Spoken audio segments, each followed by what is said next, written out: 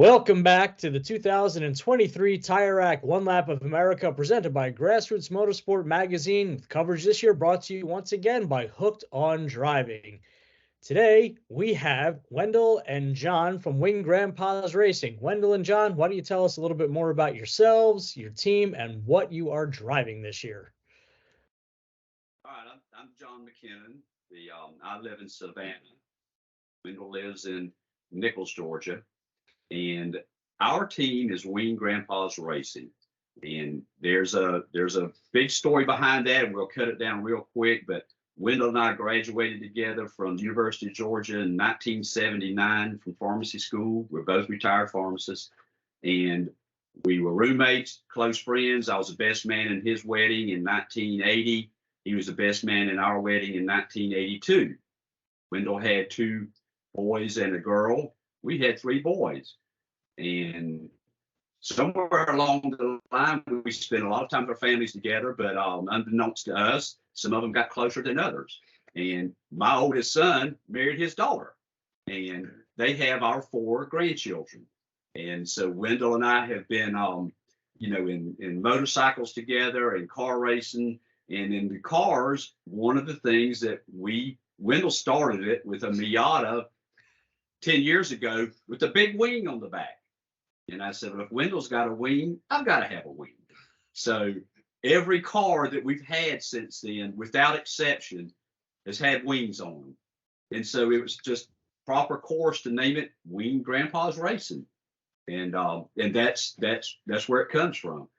And the number you see in the background, 57, has a special ring too. We graduated in May of 1979. And so we have been using three digits before, 5, 7, 9. And Brock told us, well, you really only need to use two for us a few years ago. So we said, okay, 57. So that's our number. Fantastic. Good background. Wendell? What was kind of funny is I started out drag racing a little bit because there was a track 12 miles from the house. I could hook up and be out there in 15 minutes.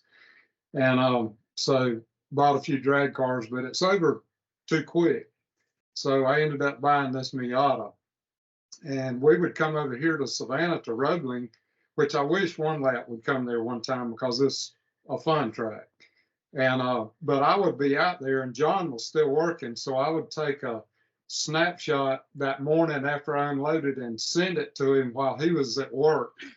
And so I kind of was trying to stoke the fire, to get him to get a car and to get him to sell out and retire. So I'd have somebody to run with. But anyhow, we had a lot of fun out at Roebling, and one thing led to another.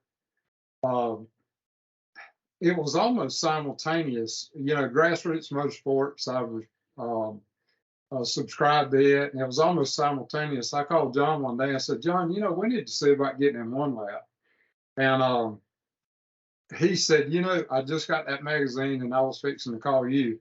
So anyhow, he got us on the waiting list, and he had a BMW that we were going to use. M3. And it didn't look like we were going to get in. We were on the waiting list. That was in 2019 is when we signed up. And then, of course, 20 was postponed. Yep. And so it looked like we, wasn't going to get in. So he sold the car. Well, then all of a sudden in 21, 2 weeks before, y'all are in. We didn't even have a car.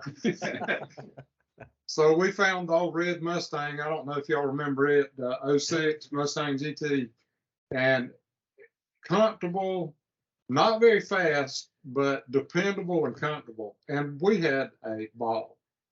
And so, but we got tired of running 75th, so we ended up with a 2000. We sold it, and now we got a 2016 Camaro SS.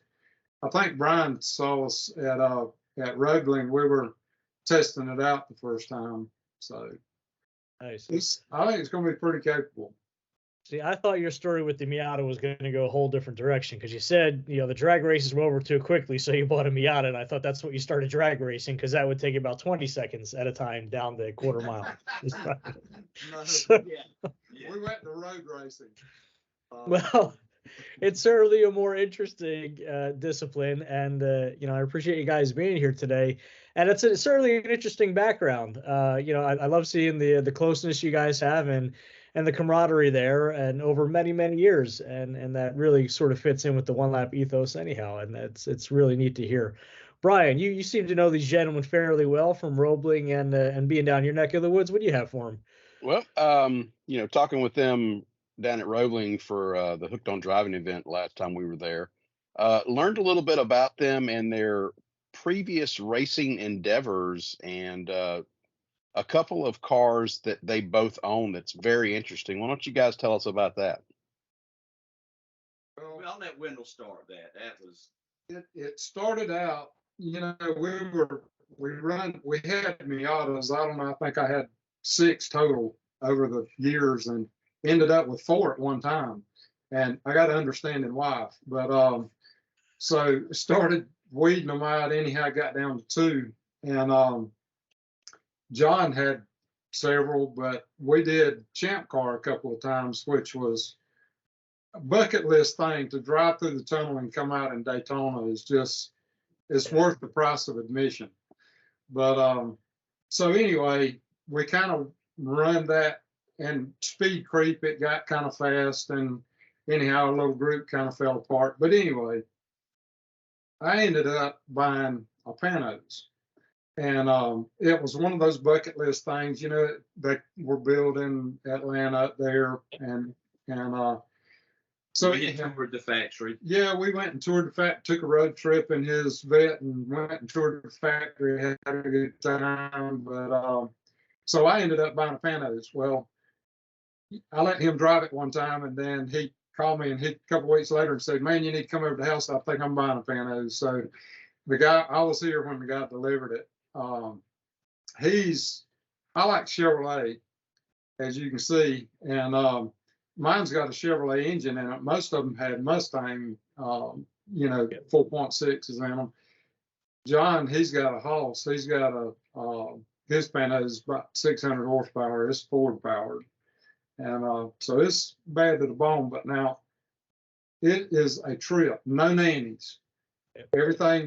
Everything's manual, 5-speed, no anti-lock, no traction control, no nothing, which is kind of what I like. Mm-hmm. Yeah, the Panos have been these are probably for us the 2 cars that will stay in our stable for the duration. The other cars may come and go, but those 2 cars are. And the one that I have had been sent back to Panos. It's a true GTS and had been restored back to the newest specs just a few years ago. So mine is one that's will not do any wheel-to-wheel racing in it. I'm not gonna risk that with it. Strictly a track day car, and garage jewelry. I mean, Yeah, it works well for that.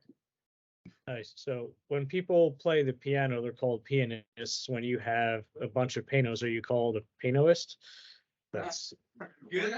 dad joke humor. Just Yeah. I'm taking Yeah. Bryan's. There you go. Yeah.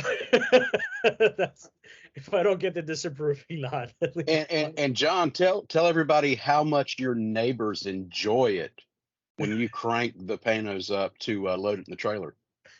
So I live in a gated community, Yeah.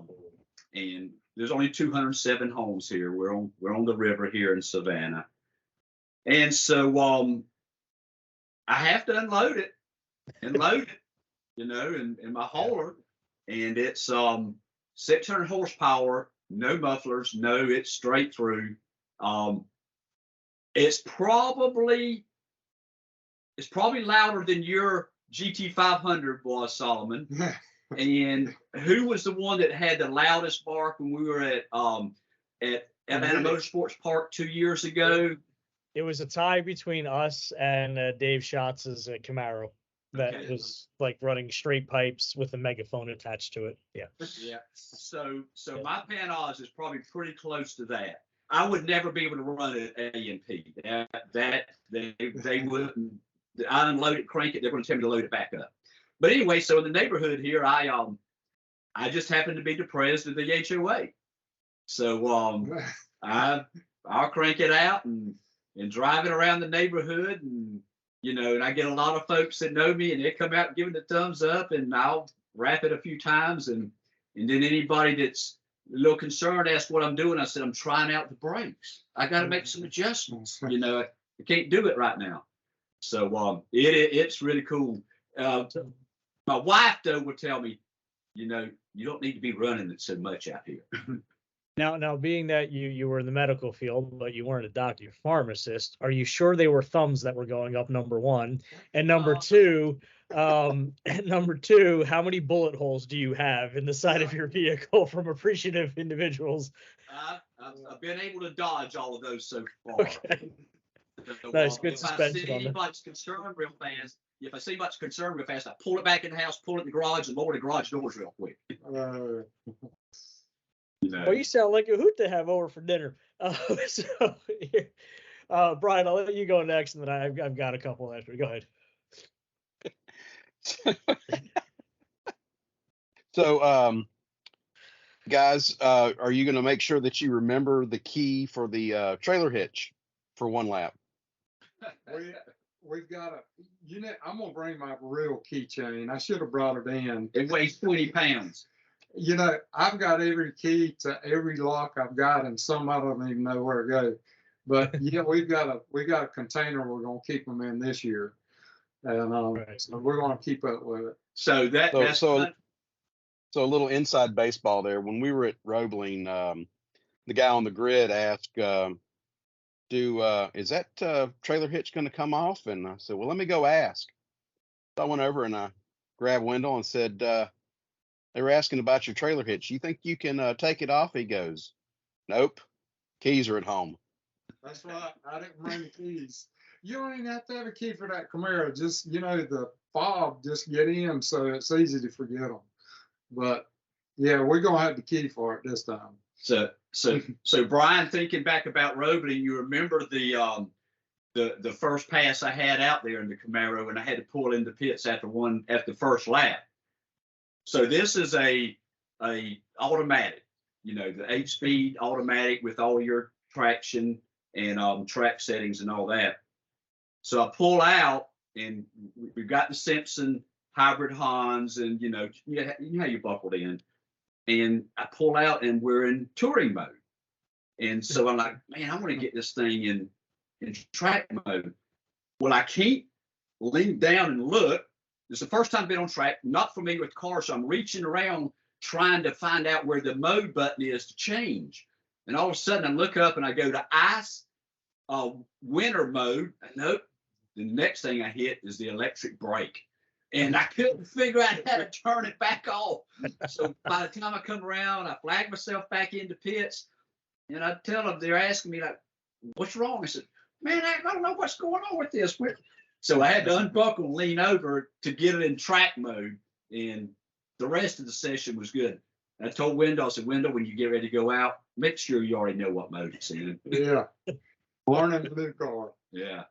Panos don't have a problem. Well, yeah, I mean, there is certainly a learning curve. And going into a few more event-specific questions. So obviously now you've been with the event. This will be your third year, I assume now. Yeah.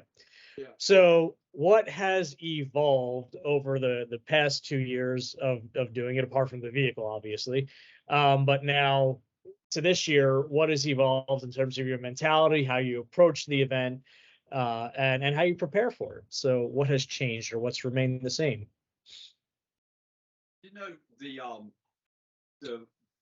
So we kind of do things two different ways. Wendell takes care of the real car prep, the mechanicals, and making sure our trailer is up, and then I kind of kick in where needed there, and then I do the logistics and the hotel, all the other stuff. And so we've really gotten very efficient at both of those. Now, I mean, we know what needs to be done, and the packing, we're both going through that now. It's paring down. You know, first year not knowing, you know, You carry everything. you carry everything, and so now after listening and talking to the other folks around, we're narrowing it down, saying do we need 3 pairs of jeans? Nope, we don't. You know, and we look at and so we've learned to look at the tracks we're going to as far as the climate, and figure it out. Eagles Canyon, we were there 2 years ago. Eagles Canyon is going to be hot. I'm not worried about that. We know it's going to be hot. It may be wet, but we know it's going to be hot. Nelson Ledges, are we going to be cold? We don't know. So I was like, we packed last year when we were at the wet skid pad before we went down to Grissom. That was a cold, windy day, Yeah. And so I want to make sure I'm better prepared for that. Yep. And just in our mentality now,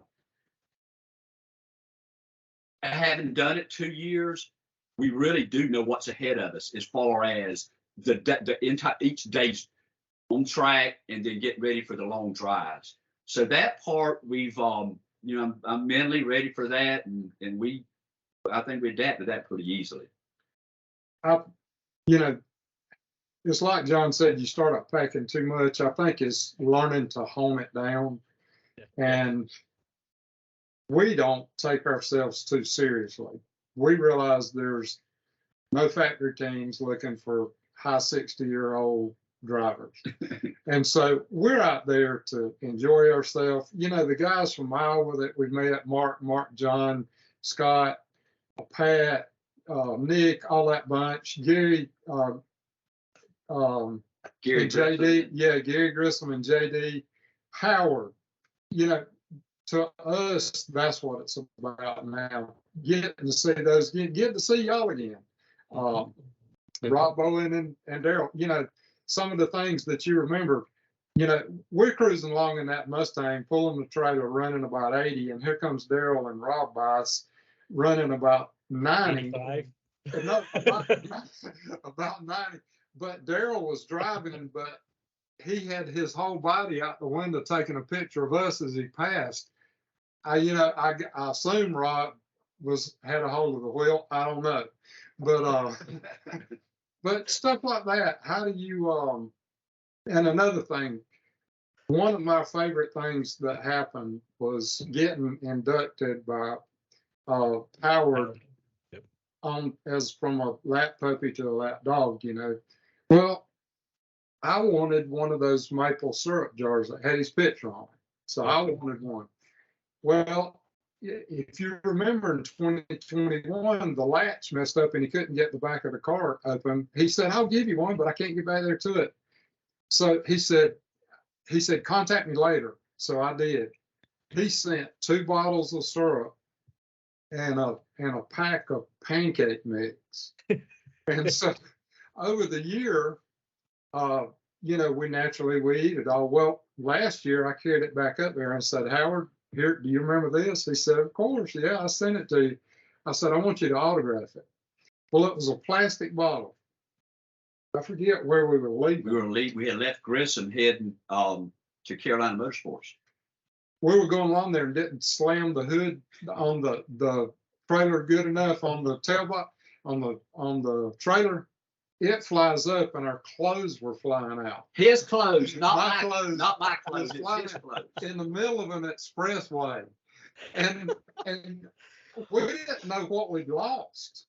So we pull over to the side, and I'm running back looking, and there's people running 80 on this thing, and I'm looking, and I see that bottle that Howard had just signed sitting on the dotted line, and I'm out there trying to dodge traffic, but I got it back.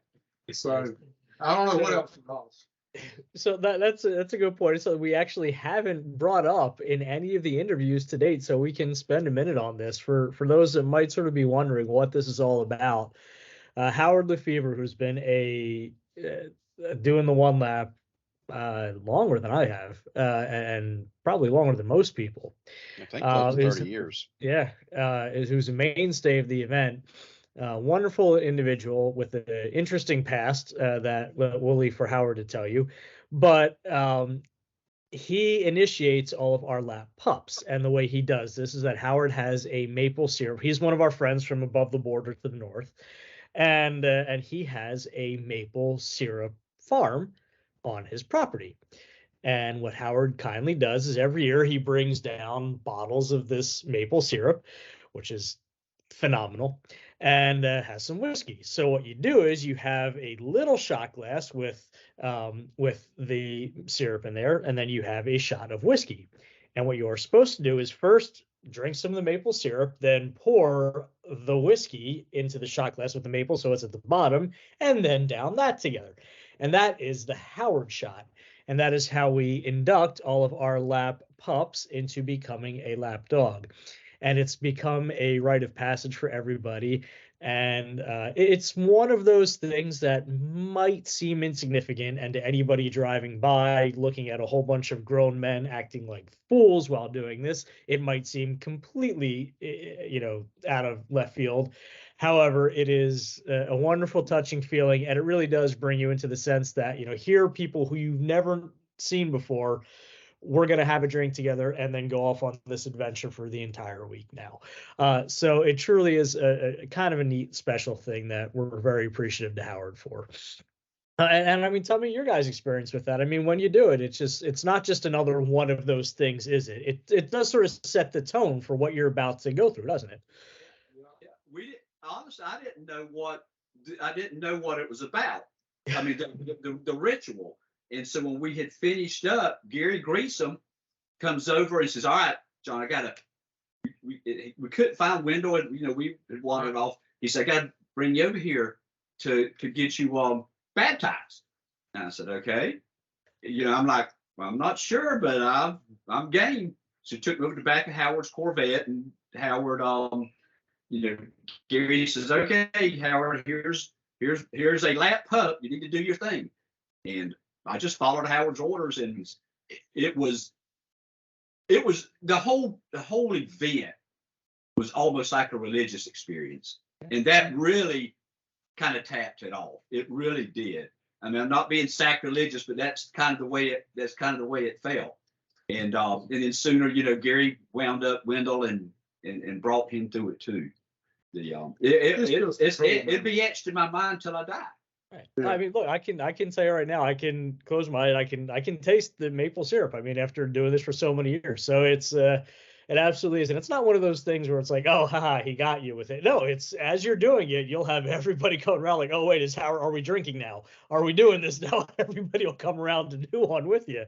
So it's not like a haha, we got you. It's more like a wait, where's mine kind of a deal. So yeah, absolutely fantastic. So as we're coming into the tail end of this, we have a few business matters to wrap up here. One of which, of course, being sponsorship. So are you guys sponsored by anybody this year? Representing anybody? Let us know. Sponsored by. I've got one. Yeah. Wendell's got one. And, actually, I don't. It's my wife. Has yours I was going to ask if yours had fallen out of the car, but that's. I don't. Yeah, she handles all that. Yeah. So we're our own sponsors, and at some point as we evolve, we would very likely start reaching out to some folks that can see that, okay, y'all are serious. Y'all done this a few times, Yeah. know.